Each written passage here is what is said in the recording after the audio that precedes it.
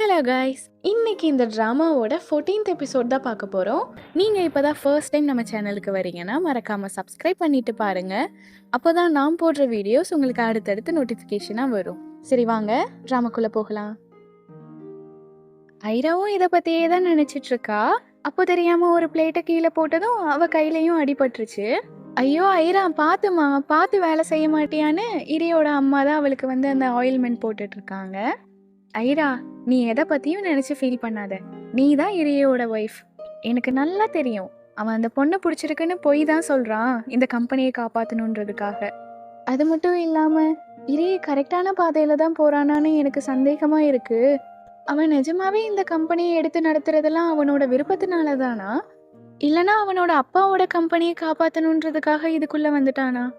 ஐயோ கடவுளே, அப்படி மட்டும் நடந்துடவே கூடாது. அதே மாதிரி அவனுக்கு விருப்பமே இல்லாத இந்த கல்யாணத்தையும் நான் நடத்தி விட மாட்டேன். அதுக்கு தானே என்கிட்ட ஒரு ஐடியா இருக்குன்னு அவங்களோட மாஸ்டர் பிளானை சொல்கிறாங்க. அடுத்த மறுநாள் ஐரா நடந்து வந்துட்டு இருக்கிறப்போ ஆப்போசிட்டில் மட்சுமோ வரா. நான் கேள்விப்பட்டதெல்லாம் உண்மையா? இரிய அரேஞ்ச் மேரேஜ் பண்ணிக்க போகிறானாமா? ஆமாம், அந்த சேர்மனோட பேத்தியை தான் அவன் கல்யாணம் பண்ணிக்க போகிறான்னு சொல்கிறா. நம்ம கிட்ட இல்லாதது அப்படி அந்த பொண்ணுக்கிட்ட என்ன இருக்கு? நம்மளெல்லாம் ரிஜெக்ட் பண்ணிட்டு அந்த பொண்ணை போய் ஏன் கல்யாணம் பண்ணிக்க போகிறான்? ஆமாம், இரியைக்கு பிடிச்சிருக்குன்னா அப்போ கண்டிப்பாக அந்த பொண்ணு அழகாக தானே இருப்பா. கூடாது, இந்த விஷயம் நடக்கவே கூடாது. ஸ்டார்டிங்லேருந்து அவனை துரத்தி அவ்வளோ கஷ்டப்பட்டு லவ் பண்ணியிருக்கோம். நம்மளெல்லாம் விட்டுட்டு அவன் என்ன அவளை போய் கல்யாணம் பண்ணிக்க போகிறான்? இது கண்டிப்பாக நடக்கவே கூடாது. இது எப்படி என்னால் விட முடியும்னு சொல்கிறா. அதுக்கு தானே இரியோட அம்மா ஒரு பக்காவான பிளானை போட்டு கொடுத்துருக்காங்கன்னு உளறிடுறா. என்னது பிளானா? இப்போ நீ பிளான் நான் சொன்னேன். ஐயோ உளறிட்டேனா? இல்லை பிளான்லாம் ஒன்றும் இல்லை மச்சுமோ. ஐரா பொய் சொல்லாத, ஒழுங்கா சொல்லு. என்ன நீ கேட்குறத பார்த்தா நானும் ஆன்ட்டியும் சேர்ந்து அந்த மீட்டிங்க்கு நடுவில் பூந்து எல்லாத்தையுமே களைச்சி விட போகிறது மாதிரி இல்லை பேசுகிறேன்னு உளறிடுறா. ஐயோ மறுபடியும் உளறிட்டேனா? ஓஹோ, அப்போ இதுதான் உங்களோட பிளானா? அப்படின்னா கண்டிப்பாக இந்த பிளானில் நானும் இருக்கணுமேனு அவளும் அவங்க கூட ஜாயின் பண்ணிக்கிறா. அடுத்து அந்த மீட்டிங் நாளும் வந்துருச்சு. இது ஒரு ஃபேமிலி மீட்டிங் மாதிரி. நம்மளோட ட்ரெடிஷ்னலில் எப்படி பொண்ணு பார்க்க போவாங்க அந்த மாதிரி தான் இதுவும்.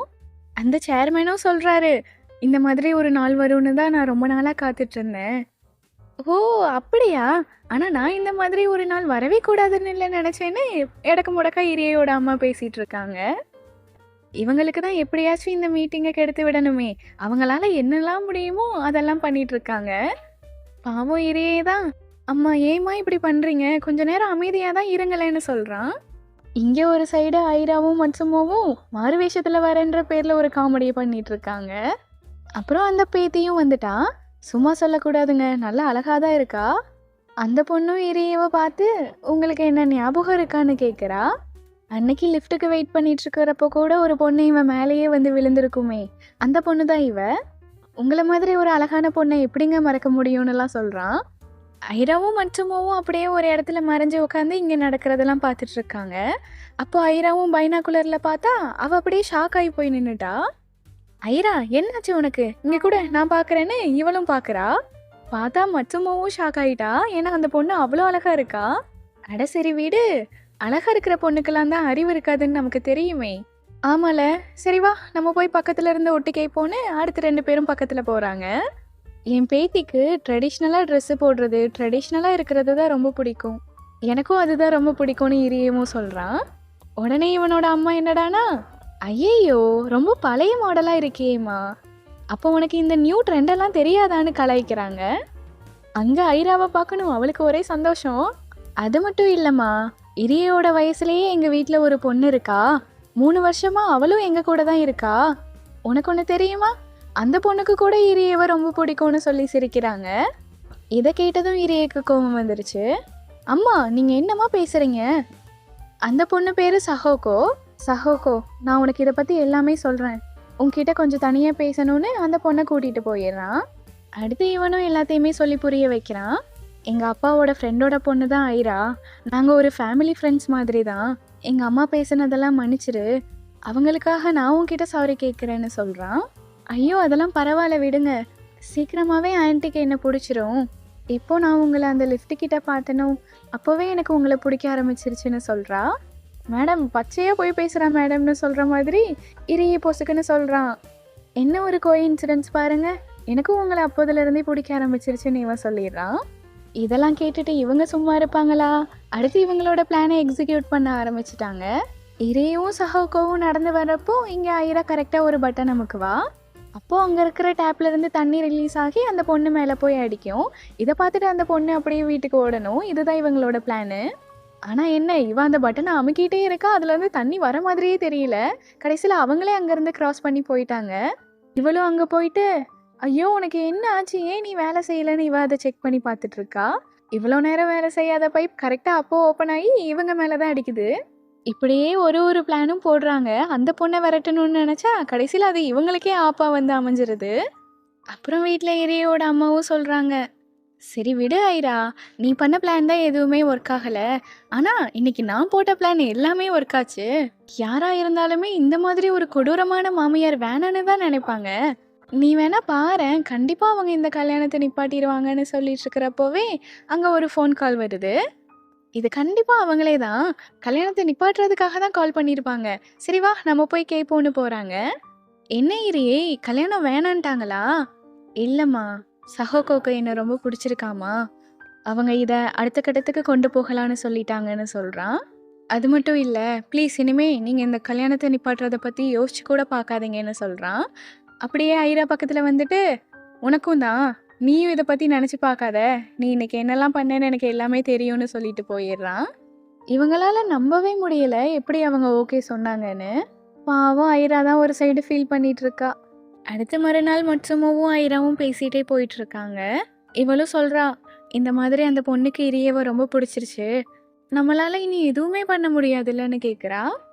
அதுக்கு மட்சுமோ என்னடானா, எனக்கு இரியே வேற ஒருத்தவங்களை கல்யாணம் பண்ணிக்கிறதுல எந்த ஒரு பிரச்சனையுமே இல்லை, ஆனால் அந்த பொண்ணு நீயா மட்டும்தான் இருக்கணும்னு நினைக்கிறேன்னு சொல்லிடுறா. ஐராவாலேயே நம்ப முடியல இவ தான் இப்படி பேசுகிறாளான்னு. எனக்கு தெரியும் ஐரா, நீ அவனை எவ்வளோ லவ் பண்ணுற, அவனுக்காக நீ எவ்வளோ எஃபர்ட்ஸ்லாம் போடுறன்னு எனக்கு தெரியும்னு சொல்லிட்டு போகிறா. இவளும் வீட்டுக்கு போயிட்டா. அப்போ இரியே கோட் சூட்டெல்லாம் போட்டு வெளியே போகிறதுக்காக கிளம்பிட்டு இருக்கான்.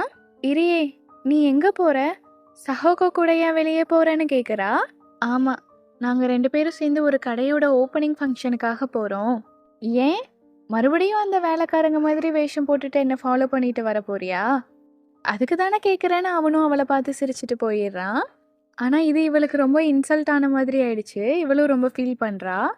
பார்த்தா இரியவும் ஒரு ரூம்குள்ளே போயிட்டு ஃபீல் பண்ணிட்டு தான் இருக்கான். இரியவும் சஹோகோ கூட வெளியெல்லாம் சுற்றிட்டு இருக்கான். ஆனால் இங்கே வீட்டில் இரியோட அம்மாவும் ஐராவும் தான் இவனுக்காக பாவம் வெயிட் பண்ணிகிட்டே இருக்காங்க.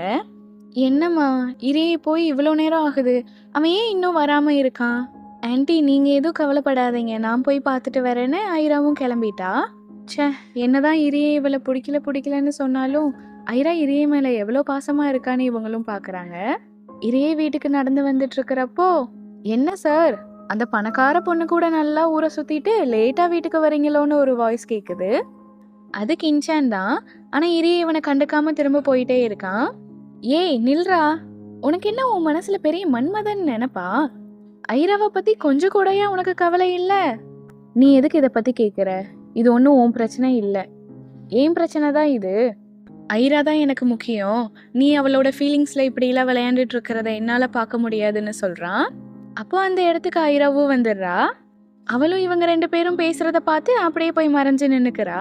இப்போ நீ என்னதான் சொல்ல வர? நான் ஐராவை உன்கிட்ட இருந்து பிரிக்க போகிறேன், அவளை உன்கிட்ட இருந்து நான் தூரமாக தள்ளி வைக்க போகிறேன்னு சொல்கிறான். நீ தான் வேற பொண்ணை பார்த்துட்டேல, உனக்கு அந்த பொண்ணு முக்கியம்னா எனக்கு ஐரா தான் முக்கியம்.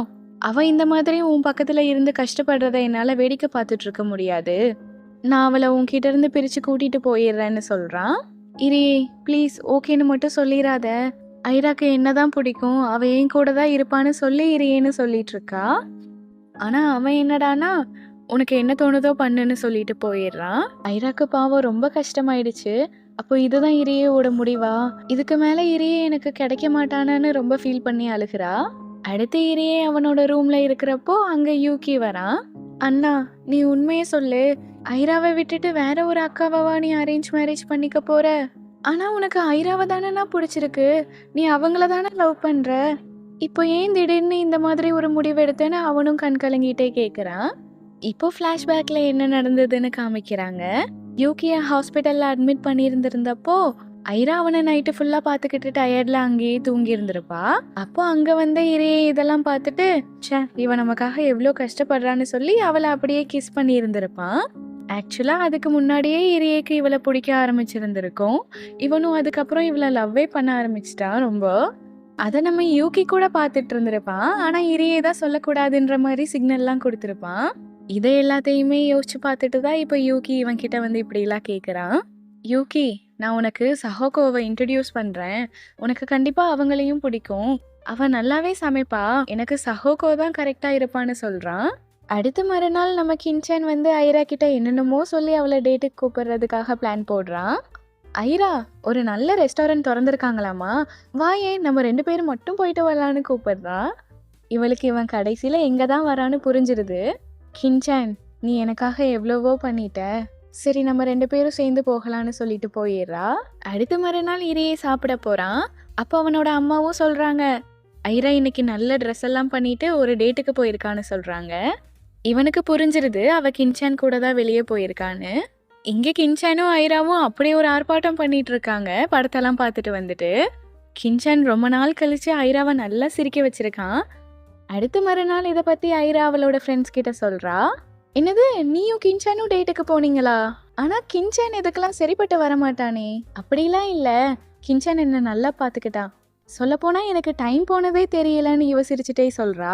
கின்சான் இன்னொரு தடவை என் கூட டேட்டுக்கு வரியான்னு கேட்டிருந்திருப்பான். இவ அதுக்கும் ஓகே சொல்லிட்டா. அதெல்லாம் இப்போ சொல்றப்போ இவங்களுக்கு இன்னும் ஷாக்காக தான் இருக்கு. எது எப்படியோ அந்த மனசே இல்லாத இரியவோ போய் நீ லவ் பண்றதுக்கு நம்ம கின்சான் எவ்வளவோ பரவாயில்ல ஐரான்னு சொல்றாங்க. அடுத்த மறுநாள் ஐரா வீட்டுக்கு லேட்டா வரா. என்னாச்சுமா, எதுக்காக இன்னைக்கு லேட்டு? மறுபடியும் யாரு கூடயாச்சும் நீ டேட்டுக்கு போனியான்னு கேக்குறாங்க. இல்லை இல்லை ஆண்டி, நான் டேட்டுக்கெல்லாம் போகல. என்னோட அப்பாவோட ரெஸ்டாரண்ட்ல தான் நான் வேலை பார்த்துட்டு இருந்தேன். அங்க கின்சான் எனக்கு எல்லா வேலையுமே சொல்லி கொடுத்தான்னு சொல்றா. போயிரியே என்னடானா, இதுக்கு பேரும் டேட்டு தானம்மா, பின்ன இதெல்லாம் எந்த கணக்குல வரும்? இவளுக்கு உடனே கோபம் வந்துருச்சு.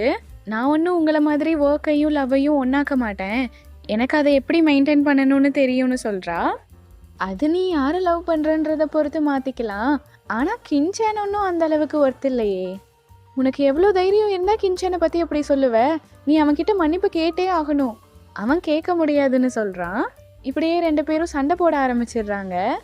ஐயோ கொஞ்சம் நிப்பாட்டுங்க, நீங்க 2 பேரும் சண்டை போடுறத பார்த்தா ஏதோ கல்யாணம் ஆயிட்டு கப்பிள்ஸ் சண்டை போடுற மாதிரியே இருக்குன்னு நடுவில் அவங்க அம்மா வேற போந்து காமெடி பண்ணிட்டு இருக்காங்க. அடுத்து இங்க அப்படியே சீன் கட் ஆகி மறுநாள் ஹாஸ்பிட்டல்ல காமிக்கிறாங்க. இதே அவனோட அப்பாவை பார்க்கறதுக்காக போயிட்டு இருக்கான். அப்போ அங்க உள்ள டாக்டர்ஸ் எல்லாம் ஒரு மாதிரி இவனும் ஏக்கமா பார்க்கறான். ஆக்சுவலா இரியேக்கு டாக்டர் ஆகணுன்றது தான் இப்போ வரைக்கும் ஆசை.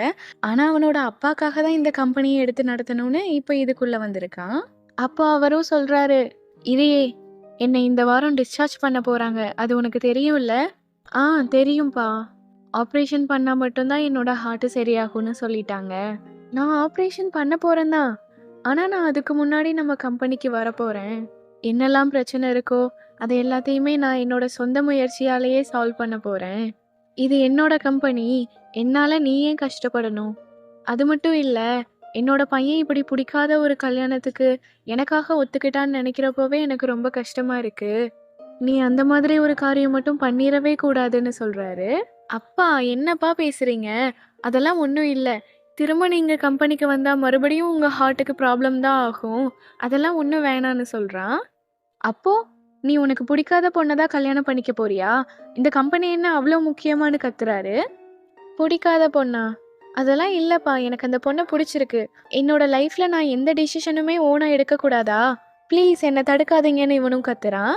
இந்த வாரமே இரியோட அப்பாவும் டிஸ்சார்ஜ் ஆகி வீட்டுக்கு வந்துட்டாரு. அப்போ இதை செலிப்ரேட் பண்றதுக்காக எல்லாரும் சேர்ந்து பேப்பர் வெடி வெடிக்கிறாங்க.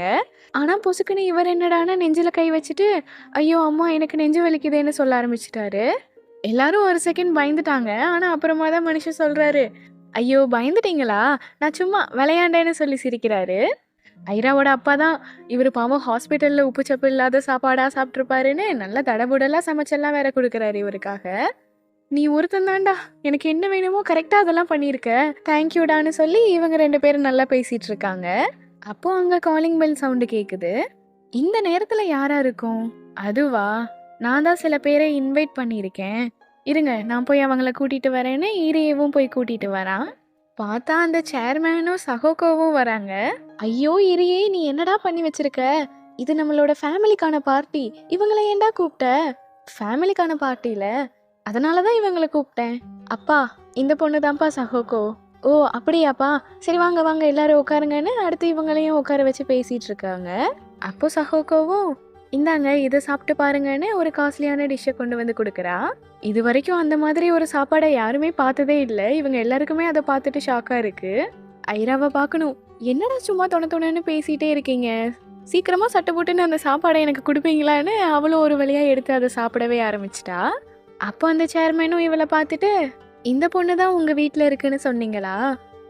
ஆமா ஆமா நானே தான், அது என் பேரு ஐரான்னு சொல்றா இவ.